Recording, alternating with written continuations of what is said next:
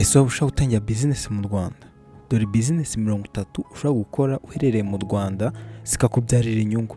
Izi business twagiye tuzitondeka ku murongo bitewe n'ubushakashatsi twagiye dukora, dusanga mu Rwanda zishobora gushoboka ndetse zikakubyarira inyungu wowe waba wahisemo kuzikora. Muri izo business 30 tugiye kwereka, uze kugenda uzandika ahantu, hanyuma wowe uze guhitamo iyo ubona ushobora gushobora. Reka dutangire.